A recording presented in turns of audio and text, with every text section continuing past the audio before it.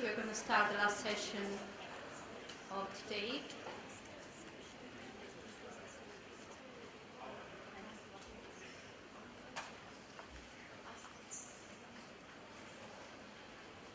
Okay, so Scott and I are chairing this session, and I'll start actually giving a few slides of introduction about why we wanted to have the session and what the session is about.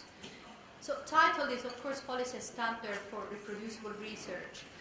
The question really here is how do we make standard compliant data sharing culture something functional and efficient? So we move from theory to practice. There are data sharing policy, data management policy, a number of data journals are growing, guidelines are being developed. There are thousands of databases and related tools and a lot of community standards like GSC and many others in related domains. So we have a variety of stakeholders involved in here: funders, editor, journal editor, data producer, data consumer, service provider. And it seems that everybody in principle agrees with the idea that shared and well annotated, so annotated with community standard data and methods will offer a new discovery opportunity. But the reality is, as we will hear, we have heard, that compliance, it's challenging in practice. So compliance to data sharing, guidelines and data standards as well. So we want to really, of course, starting from the genomic domain, which is core of the GSC activity, but also moving to other areas, because we have heard speakers which are covering other data types as well. And we want to look at the different success stories and problems here. So actually, this is why we invited a variety, a representative from the variety of the stakeholders which are involved in this. And the idea is that to try to cover the complete cycle of data, from the funding to the regulation to the production, the release and the reuse of data. So Scott and I will really start this giving some setting the scenes, giving people background and rationale about this session and some of the problems we are aware of. And then we are going to have Rita Colwell giving her perspective as a previous NSF funder, and Paula from the Law Foundation. Then there's Philip Volker and Krishna, which are representing data producer and service provider as well. And editors, Claire from the Genome Biology BMC publisher, and Craig from Nature Biotechnology. So we asked actually the different speakers to somehow follow some of the questions that we formulated for them, and hopefully they will also expand on those. So we asked about them to share their viewpoint on the data management, the policy, the standards, the guidelines, how are those formulated, how they're enforced, what is the uptake and the difficulty of complying to those, what their experience or the challenges they have seen in using this reported standard, what is the difficulties with the standard, which is something which is always a dynamic thing, they're in evolution, the cost of compliance, what is the reward for the data producer to comply to the standards. How we can use standards across disciplines, given that there are different communities developing the standards? What are the challenges of integrating data type, and if and how the standard can help? Or what is their limitation? So we really want to also hear about if they're tackling those challenges, what is they've learned, and what approach they have used, and what is the potential role that each stakeholder should play to facilitate this adoption and data sharing, adoption of the standard data sharing, and if there are new way forward. So I'm going to really, to start this, try to set in the scenes and illustrate a variety of what I call data sharing enablers, and I'll explain what this means, because there is a variety of activity within GSC but outside as well, in different domains, and covering the BioSharing project, what this is and what could do.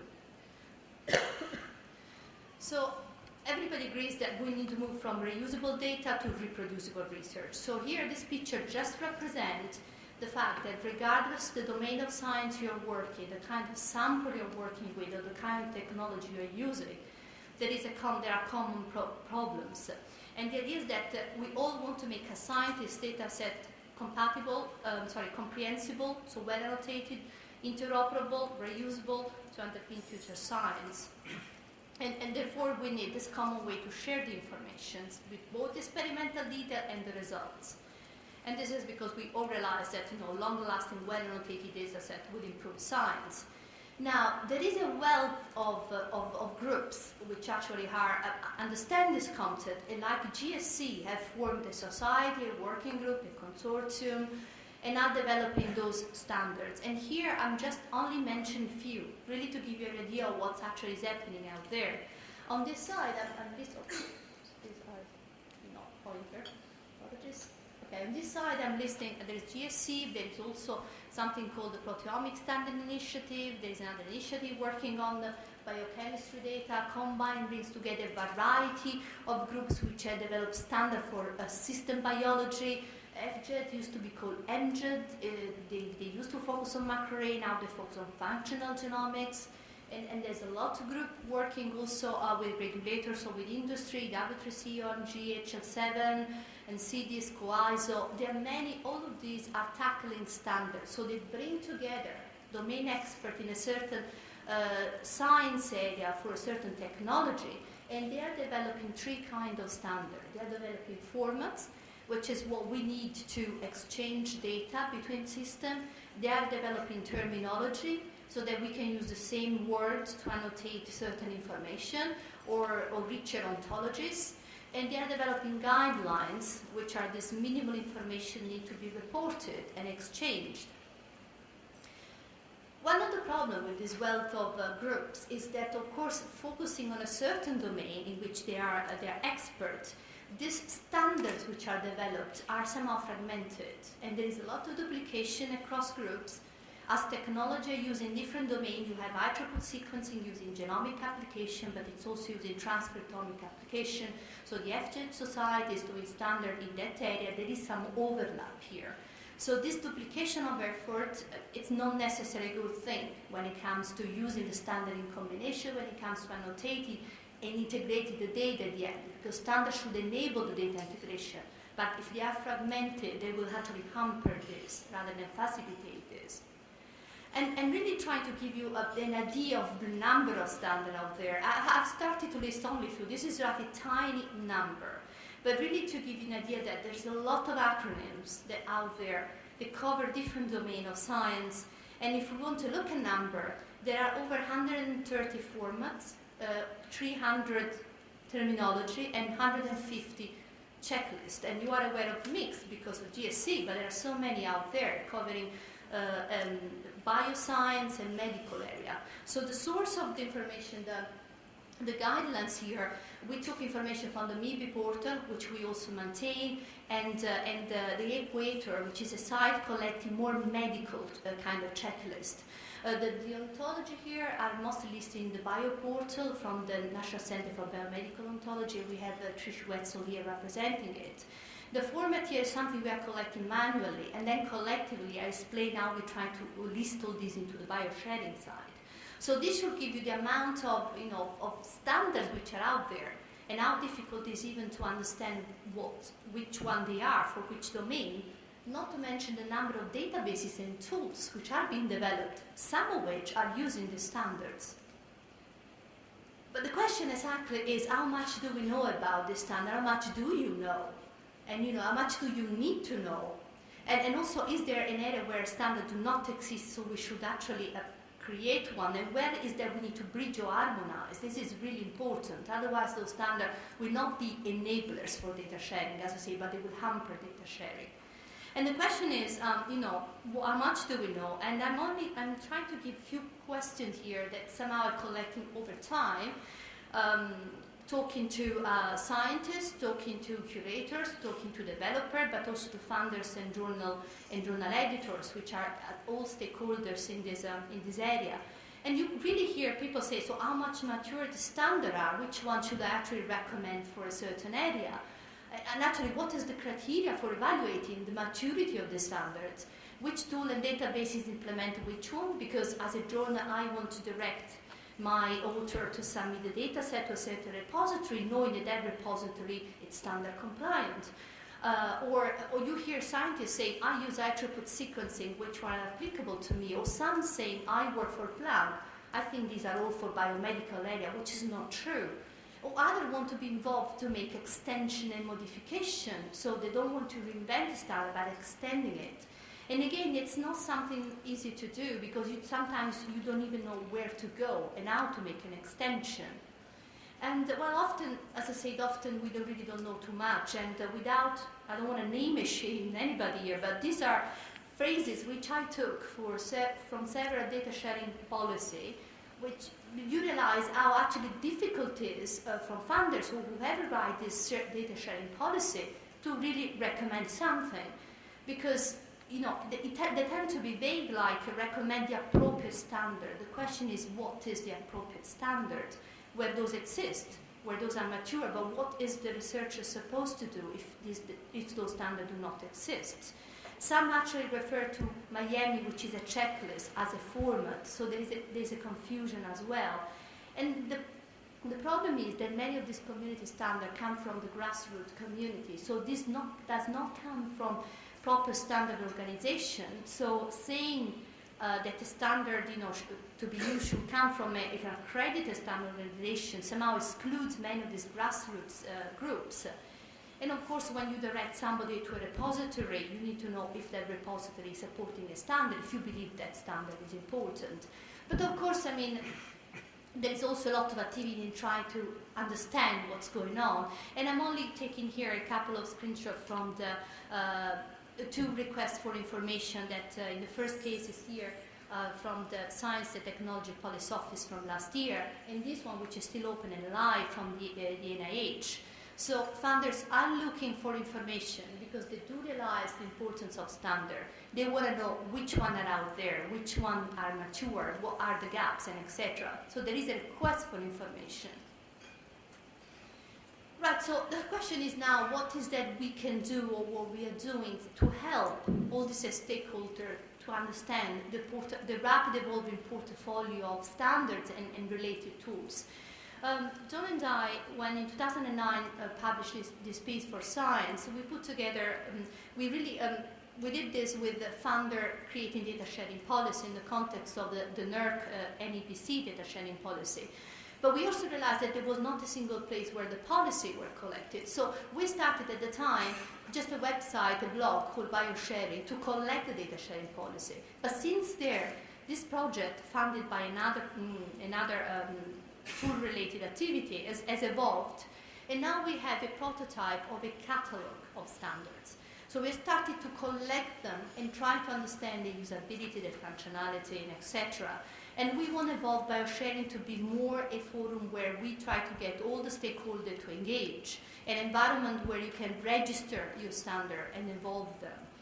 And we are waiting for funds to do something at more production level. Right, so what BioSharing will be, it will be, or is as a prototype, will be a coherent and curated searchable catalog of data sharing resources. So for data sharing resources, it's something we will create collaborative. We are going to centralize the standards, the terminology, the format, and the checklist to make them discoverable, because sometimes you don't even know what the websites or where they are. You can't even locate them. We want to link them to the data sharing policy as the data sharing policies start to adopting or referring to the standards, because it's a cycle here. We link, and we want to also link to more portals where the standards might be served and might be made searchable. I mentioned the NCBO Bioportal, which serves ontology. We already link to the portal if you want to browse the ontology. And there are many other groups that I will mention during my slides as well. And link to published material guideline from journals as well, but progressively links to tool and databases, because you want to create the picture of what standard, what those are for what domain, and which tools use them and implements them, and if they are data sets. Because ultimately what we need to get to is to identify those criteria that will help us to assess the usability and popularity of those standards. Because otherwise it's just a waste of time if we do them, but they're not usable, and they're not used or supported by the community. So, of course, if a standard is implemented by a tool and by databases, and there are data sets annotated with the standard, and the value of the standard is being proved, you know that there is a quality and a value for developing the standards. And we want to create relations with, I'll explain you what these are. And of course, foster the communication, which is important because many groups are developing standard and many have done it and have lessons learned, and possibly we could collectively develop guidelines or how to do something or not to do something, which could be also shared with the community. And of course, if this catalog were to exist at the end, it will be fully functional and fully enriched and available. It will allow the stakeholder to make an informed decision on what standard to eventually recommend. And as I say, this is an evolving and dynamic thing, so it will not be a static catalog. It's something we need to maintain, edit, and update with the community support. Now, this is just a screenshot. If you go on the website, which is biosharing.org, you will see in a current prototype, there are over 400 entries. Some are public, some are in curation. And where we list all the standards divided by types, we links to publication, to the current website, if there is a website. If it's an ontology, we go to the NCBio portal. But we also try to identify those standard groups which are part of other umbrella, larger umbrella. For example, like the OBO Foundry, which tries to harmonize the way that ontology are developed to create best practice for ontology development. The same way we will group the GSC standard, map them as a GSC community. Similarly, we are mapping the checklist, which is like MIGS, which are part of another portal which is called MIBI. That's something we published in Nature Biotechnology in 2008. So this shows that Nature Biotechnology has been very active in following the development of the standard as well. Another thing that actually we have done, and it's ongoing, we've done as a prototype this year, it's really, we started listing the databases which are part of the 2012 Nucleic Acid Research database issue. So we worked with the editor, with Michael Galperin, and we collected, he helped us to be in touch with the author and collect the information about the databases as the database was described in the paper. The amount of information that each database represents, and here I wanted only to show a screenshot which is from the GOLD, where GOLD is described.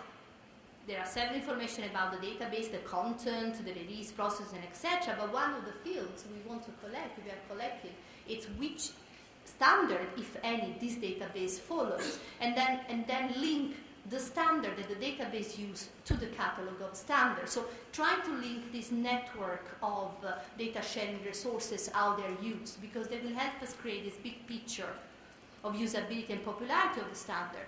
Talking about links relation, another important thing is to show how within a domain several standards can be used.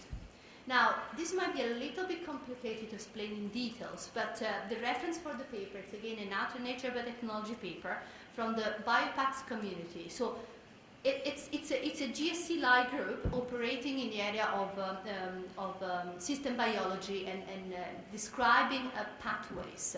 So they had to create a drawing to show how the different format, terminology, and checklist can be used in combination to cover the entire spectrum of information that you need to describe the pathway. Now, let me try to make an example which is somehow more meaningful to the GSC community, because something like this needs to be built as well for the GSC. If we were to build this map of standards and tools which are related to what GSC does, could look like this, and I put a disclaimer down here because it's a draft which I did for illustration purpose only. It doesn't include everything, it doesn't include everybody, but it's just for you to understand what I mean here. So MIX is the set of checklists that GSC had created. Here I'm describing the format that can implement this checklist. In blue, those represent the group which are projects within GSC. The other represent standards which are other grassroots initiatives, somehow outside GSC but relevant to GSC as well. Here there is some of the terminology relevant to a genomic, an environmental genomic context, and the list is infinite, so I didn't list them all. And of course here there is a long list of databases which are able to implement the MIX checklist. But how do we actually connect those together? all those formats are able to implement the checklist. We heard the biome focus on the data, but we heard also that they want to have the metadata compliant to mix. So that's the piece of information we need to bring together. But the question is now, which of those formats somehow enforce or require or enable the use of ontology? Either it's something multiomics allow to enter any kind of ontology. GSDML is in the process of referring to a specific ontology. SRA has got its own specific internal control vocabulary. But these are all pieces of information that somehow I know because I'm working with those formats. But do you all know this detail? How do we sell this information to other people who want to implement this format for their databases or suggest it or recommend it? These are pieces of information we need to somehow record in one way or another. Now, SRA XML is used by an SDC group. In this case, it's either as a format that can be converted to SRA.